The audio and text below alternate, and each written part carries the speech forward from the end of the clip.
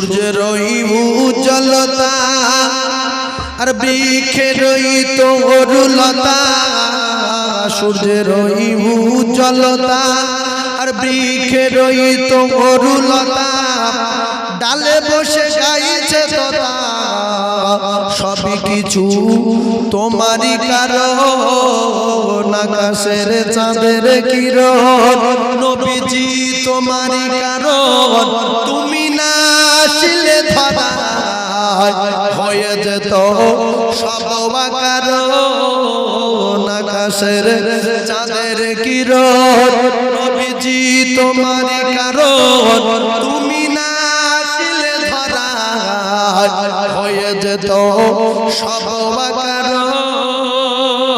তারার ওই ঝিকিমিকি নীলিমায় মারছে উকি, তারার ওই ঝিকিমিকি আর নীলিমায় মারছে উকি, সবাই বলছে মুকি, সবই কিছু তোমারই কারণ, আকাশের চাঁদের কিরণ নবীজি তোমারই কারণ, তুমি না আসলে ধরা হয়ে যেত সব কারণ। মৌমাছি দুলে দুলে মধু ওই খাচ্ছে ফুলে, মৌমাছি দুলে দুলে মধু ওই খাচ্ছে ফুলে, একই নই রাখতে দিলে সবই কিছু তোমারই কারণ, আকাশের চাঁদের কিরণ নবীজি তোমারই কারণ, তুমি না আসলে ধরা হয়ে যেত সব কারণ। ওই গুনগুনিয়ে আর পুষ্পের ওই কানে কানে, ভ্রমর ওই গুনগুনিয়ে আর পুষ্পের ওই কানে কানে, সুমধুর গান শোনায় ধন্য হলো তোমারই কারণ, আকাশের চাঁদের কিরণ নবীজি তোমারই কারণ, তুমি না আসলে ধরা হয়ে যেত সব কারণ।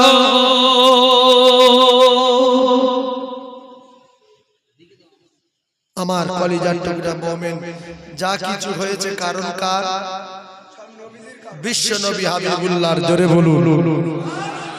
আদম নবীর কাদা নাই, আদম নবীর মাটি নাই, আদম নবীর ট্রাক্টর তৈরি নাই, তার লক্ষ লক্ষ বছর আগে আল্লাহ তার দোস্ত তৈরি করে আরশের গায়ে নাম লিখে রেখেছিলেন, জোরে বলুন। আদম নবীর কাদা তৈরি হয়নি, আদম নবীর মাটি তৈরি হয়নি, আদম নবীর কোনো কিছু হয়নি, তার লক্ষ লক্ষ বছর আগে আল্লাহ তার দোস্ত তৈরি করে আরশের গায়ে লিখে রেখেছিল একই লাইনে, একদিকে লা ইলাহা ইল্লাল্লাহ, একই লাইনে অপর অংশে মুহাম্মাদুর রাসূলুল্লাহ সাল্লাল্লাহু আলাইহি ওয়াসাল্লাম, জোরে বলুন। আদম নবীর রূহ দিল, আদম নবী হাত টানছিল, আদম নবী পা টানছিল, হঠাৎ করে বডি নড়তে নড়তে, মাথা নড়তে নড়তে, চোখ মিলে তাকালে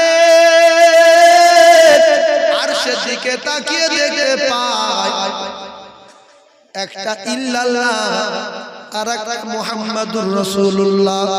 আদম নবী বললেন, আল্লাহ আমি তো নবীদের প্রথম নবী, আমি তো মানবের প্রথম মানব, আপনি তো এক আল্লাহ, কিন্তু নামের পাশে তো আর একটা নাম, ও নামটা কার? আল্লাহ বললেন, আদম ওটা আমার দোস্তর নাম। আদম নবী বললেন, তাহলে আপনার দোস্তর কবে তৈরি করেছেন? আল্লাহ বললেন, আদম অত খবর জানার দরকার নাই, চেপে যাও, ওই নাম কবে কোন সময় জানার দরকার নাই, একটা কথা জেনে যাও, এই নাম ছাড়া পৃথিবী কেউ যদি ফেঁসে যায়, কেউ যদি বিপদে পড়ে যায়, এই নাম ছাড়া তার কোনো ক্ষমার লাইন পাওয়া যাবে না, তার লাইন দেব না, তার লাইন হবে না, যার নবী নাই, তার আল্লাহ নাই। ও আদম কোনদিন ফেসে গেলে এই নাম স্মরণ করলে লাইন পাওয়া যাবে। আদম নবী জান্নাতে ফেসে গেল, জান্নাতি পোশাক খুলে গেল, একজনের আদম নবীকে পেলেন আপনার কিনা শ্রীলঙ্কায়, হাওয়াকে ফেললেন জেদ্দায়। 3 বছর স্বামী স্ত্রী দেখা নাই, কেঁদে কেঁদে চোখের পানি ঝরে গোশত খসে গেল, ঘা হয়ে গেল পানি ঝরে ঝরে। ক্ষমা নাই, ক্ষমা নাই এই দুনিয়ায়। আরাফার ময়দানে জাবালে রহমতের পাহাড়ে কাঁদতেছিল। 3 বছর পার হয়ে গেল। জিবরিল বললেন, আদম আল্লাহর পয়গম্বর, তুমি কি আরশে আজিমে কোনো নাম দেখোনি? বলতে হ্যাঁ, আল্লাহর নামের পাশে একটা নাম লেখা ছিল মুহাম্মাদুর রাসূলুল্লাহ। আল্লাহ তো বলেছিলেন ওইটা আমার দোস্তর নাম। আল্লাহর নবী আদম বললেন, আল্লাহ আপনার দোস্তর নাম মুহাম্মাদুর রাসূলুল্লাহ, আপনার দোস্তর নামের ওসিলায় আমায় ক্ষমা দেন, আমায় ক্ষমা দেন। কোথায় আমার স্ত্রী হাওয়া আমার কাছে পাইয়ে দেন। 3 বছর হয়ে গেল। আল্লাহ দোস্তর নাম যখন নিল, 1 সেকেন্ড দেরি হলো না। 3 বছর নিখোঁজ মা হাওয়া সেকেন্ডের ভিতরে আল্লাহ জাবালে পাহাড়ে হাজির করিয়ে দিয়ে বাপ আদমকে ক্ষমা করে দিলে। যার নবী নাই তার আল্লাহ নাই, যার নবী নাই তার আল্লাহ নাই। যে নবীর পিছনে লাগবে বেঈমান হয়ে মরবে।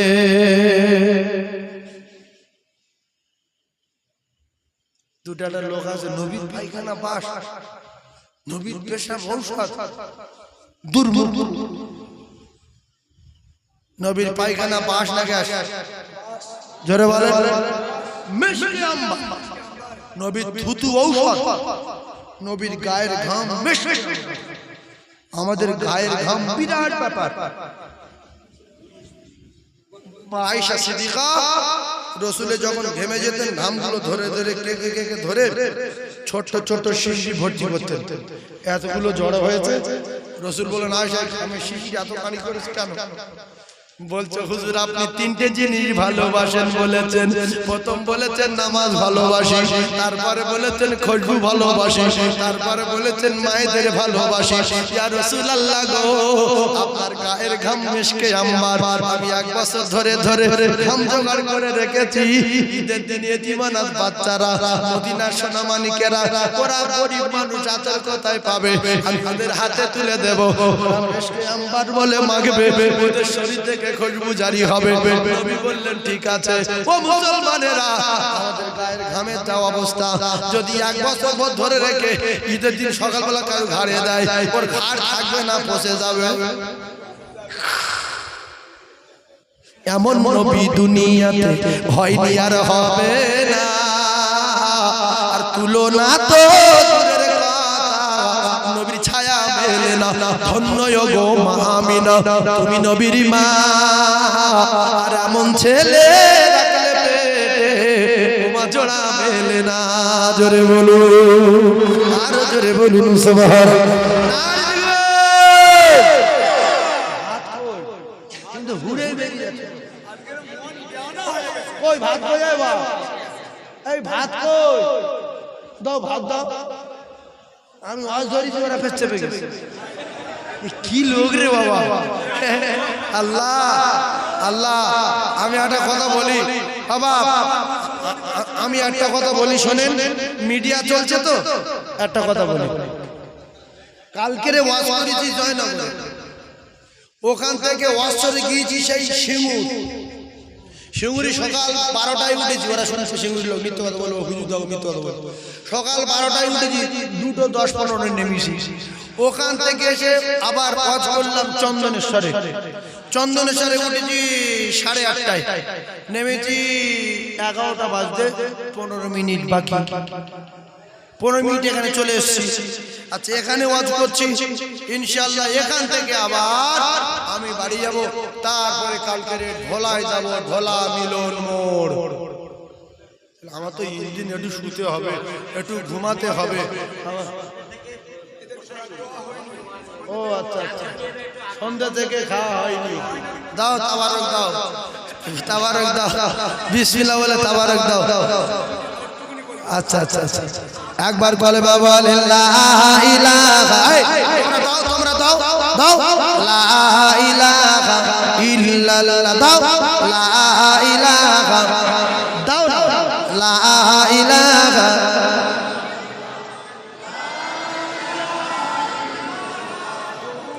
মুহাম্মাদুর নবী যখন 12 বছর বয়স কবছর মিডিয়া চলছে চারখানা নবীর বয়স 12 বছর কেন আলেম ওলামা মাওলানা মুফতি সাহেবেরা শুনবে যদি কোনোদিন ফোন করে কিতাব দেখাতে হবে শুনেছি বললি দাঁতব না হয়ে যাবে ভাইজান আমার বাবাদিরা নবীর বয়স 12 বছর নবী যাচ্ছে আব্দুল মুতালিবের সাথে শাম দেশে ব্যবসা করতে ভালো করে বোঝার চেষ্টা করুন আব্দুল মুতালিব নবী দাদুরে শাম দেশে ব্যবসা করতে যাচ্ছে হঠাৎ করে শামের এক পাদ্রী ও কলিজার টুকরা ভাইরা আমার রাস্তার মাঝখানে মুহাম্মাদের অপেক্ষায় দাঁড়িয়ে কাফেলা দেখতে পেয়ে কিতাবে লেখা আছে তওরাতে লেখা জবুরে লেখা ইনজিলে লেখা রে এই দিনে এই সময় মুহাম্মাদের জন্ম হয়ে যাওয়ার পরে তার বয়স যখন 12 বছর হবে এই রাস্তা দিয়ে আসবে তাই পাদ্রী এবং কিছু মার্ডার করার জন্য লোকজন খোলা তরবারি দিয়ে রাস্তায় পাহারা দিচ্ছে কিতাব যদি সত্য হয় আজকের সারা দিনের ভিতরে এই রাস্তায় ঢুকবে তার নাম হবে মুহাম্মদ এই জটিল চেল্লাবে না এইদিকে চেল্লাচ্ছে ওদিকে দেওয়া হয়ে যাক ও বাপ কথাটা আরেকবার বুঝিয়ে দিই এদিকে শাম দেশের মানুষ তরবারি নিয়ে খুঁজছে কেন আজকের আসবেই এই কথাটা কার বোঝাবো কার মাথায় ঘি আছে মানুষের ঘি মক্কায় নবী জন্ম নেবে তার বয়স হবে 12 বছর আজকের এই রাস্তায় আসবেই আসলে মেরে বলবো তাই পাদ্রী সবার আগে ওই কাফেলা আটকে দিয়েছে বলছে আব্দুল মুতালিব একটা সুখবর আছে তোমাদের এই কাফেলার ভিতরে মুহাম্মদ বলে কি কোনো বাচ্চা আছে বলে হ্যাঁ কিতাব সত্য না মিথ্যা বলছে হ্যাঁ ভালো করে বোঝেন তা বলছে সে কই বলছে সে ছাগল চড়িয়ে আনছে পাদ্রী দৌড়ে গিয়ে বলল বাবু তোমার নাম বলছে মুহাম্মদ সঙ্গে সঙ্গে সমস্ত কাফেলা দাওয়াত করলেন পাদ্রী শামে যেতে দেব না মুহাম্মদকে বাঁচানো যাবে না প্রকাশ না করে সমস্ত কাফেলা পাদ্রী দাওয়াত করলেন দুপুরে আমার বাড়ি খাওয়া দাওয়া সবাইকে খেতে দিলেন আর বলছে সেই ছেলেটা কই বলছে মাঠে বকরি চড়াচ্ছে যে বকরিগুলো নিয়ে যাওয়া হচ্ছিল বলছে ছেলেটাকে ডাকো ছেলের গার্জেনকে বলছে আব্দুল মুতালিবকে ডাকা হলো ছেলেকে ডাকা হলো আর কে আছে সঙ্গে বলছে আবু বকর সঙ্গে আছে আবু বকর সিদ্দিকের বয়স তখন 9 বছর 9 বছর 9 10 11 12 সিদ্দিক আকবর নবীর 3 থেকে 2.5 বছরের ছোট কিতাবে পাওয়া যায় রাসূলুল্লাহর বয়স বেশি আবু বকর সিদ্দিক রাসূলের চেয়ে বয়স কম কিন্তু বয়স্ক সাহাবীর ভিতরে ইসলাম গ্রহণ করেছিলেন সর্বপ্রথম তিনি হলেন আবু বকর সিদ্দিক তবে নবীর চেয়ে বয়সে বড় না কারণ নবীর বয়স 40 নবুয়ত পেয়েছে আবু বকর 37 এ ইসলামের কলমা পড়েছে এই দেখেন এই সময় সোনাবলি হয় ছেল্লাচ্ছে তো এই দেখেন ছুরি নিয়ে খুঁজছে শোনেন আটকে দিয়েছে কে পাদ্রী যে বাচ্চাটা মেরে দেবে মহামানব হবে তো বলছে আব্দুল মুতালিব আমার বিশ্বাস করো বলে হ্যাঁ। বলছে আমি কোনোদিন বাইরে বেরিয়েছি বলে না। আজকের বার হলাম কেন? বলছে জানি না। বলছে অনুরোধ করছি মুহাম্মাদের মক্কায় ফিরিয়ে দাও, সামনে নিয়ে যেও না, মুহাম্মাদের মেরে দেবে। আজকের তৌরাতে লেখা, জবুরে লেখা, ইনজিলে লেখা, কিতাবে লেখা এই রাস্তায় আসবে। তাই তরবারি নিয়ে মানুষ খুঁজছে, পাঠিয়ে দাও। সিদ্দিক আকবরকে ডাকলেন, আবু বকর তুমি আর মুহাম্মদ দুজনা চলে যাও মক্কায়। হঠাৎ করে 7 জন মানুষ তরবারি নিয়ে দৌড়ে দৌড়ে সামনের দিকে দিয়ে আসছে, সামনের দিক দিয়ে আসছে। শুধু বলছে মুহাম্মদ বলে কোন ছেলে কোন জায়গায় আছে, মুহাম্মদ বলে কোন ছেলে কোন জায়গায় আছে। আল্লাহর নবীর দাদু আব্দুল মুত্তালিবের বাবা হয়ে গেল।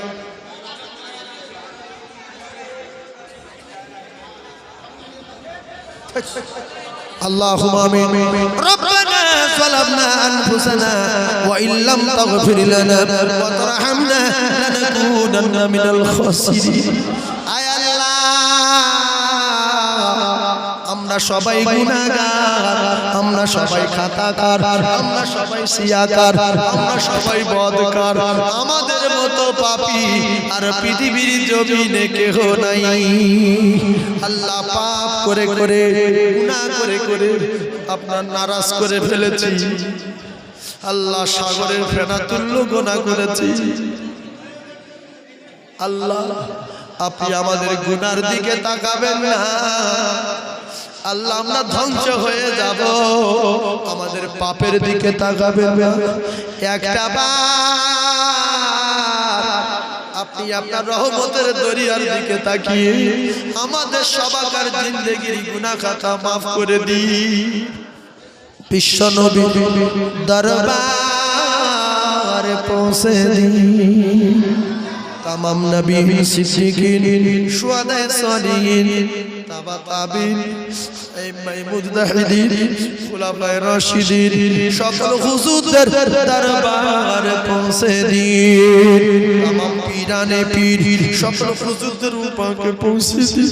খাস করে আমাদের অনেকের আব্বা নাই, অনেকের মা নাই, দাদু নাই, দাদি নাই। আল্লাহ যারা মাটির কবরে, আল্লাহ তাদের কবর নূর আলা নূর করে দিন। আল্লাহ সংকীর্ণ কবর প্রশস্ত করে দিন। আল্লাহ মসজিদের দান কবুল করে দিন। বিনিময়ে জান্নাতে বাড়ি তৈরি করে দেবেন। আল্লাহ জান্নাতে বাড়ি তৈরি করে দেবেন। সোনা মানিকগুলো বালি দিল, কলিজার টুকরা সিমেন্ট দিল। আল্লাহ লক্ষ লক্ষ টাকার পাথর দিল গো মাবুদ। আপনি জান্নাতে বাড়ি দেবেন গো মাবুদ। আপনি ছাড়া আমাদের কোনো মাবুদ নাই, আপনি ছাড়া আমাদের কোনো সাহারা নাই, আপনি ছাড়া আমাদের কোনো আকা নাই, আপনি ছাড়া আমাদের কোনো উপায় নাই। পৃথিবীর কোনো রাজা বাদশা নেতা মন্ত্রী মাতব্বর লিডার কারোর কাছে হাত পাতিনি। আমরা ভিক্ষুকের মতো কাঙালের মতো আপনার দরবারে হাত পেতেছি। আপনি আমাদের ক্ষমা দিন। আল্লাহ ক্ষমা দিন, আল্লাহ ক্ষমা দিন। আল্লাহ আমার মা বাবা আত্মীয় স্বজন যারা মারা গেছে তাদের ক্ষমা দিন। আল্লাহ আমাদের দাদু জান দাদি জান অনেক মা বোন বেটিদের নাই, অনেক মা বোন বেটিদের আব্বা মা নাই। ওরা অনেকগুলো পাথর দিয়েছে, ওদের অনেকের স্বামী নাই, সোনা মানিক অনেকে মারা গেছে। আল্লাহ তাদের কবর নূরে গুলজার করে দিন। আল্লাহ সোনা মানিক জলসা কমিটিদেরকে কবুল করুন, গ্রামবাসীদেরকে কবুল করুন, শ্রোতা বক্তা সকলে কবুল করুন। আল্লাহ আমাদের কামাইতে বরকত দিন, আল্লাহ আমাদের রুজিতে বরকত